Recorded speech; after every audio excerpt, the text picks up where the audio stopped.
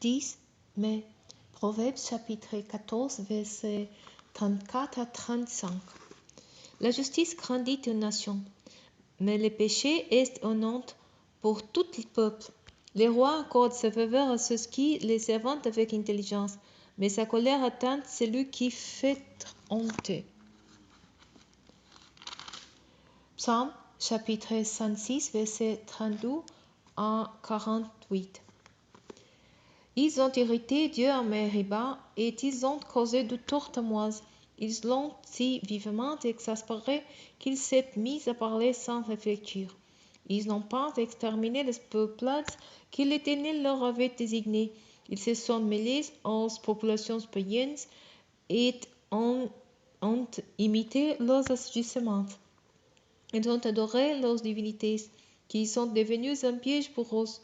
Ils ont même offert leurs fils et leurs filles en sacrifice à des démons. Ils ont répandu le sang innocent, le sang de leurs fils, le sang de leurs filles qu'ils ont sacrifié aux idoles des Canaan. Et l'épée fut scellée par ces meurtres. Par leurs pratiques, ils se sont rendus impurs. Ils se sont prostitués par leurs actes. L'Éternel se mit en colère contre son peuple et il prit en aversion tous les sciences. Il se livra à la merci des peuples étrangers, ceux qui les assaillent domineront sur eux. Leurs ennemis les opprimeront et les humilieront. Bien souvent, l'Éternel les délivra, mais ils ne pensaient qu'à se révolter, et ils s'obstinaient dans leur faute. Pourtant, il considéra leur détresse quand il entendit leurs cris suppliantes.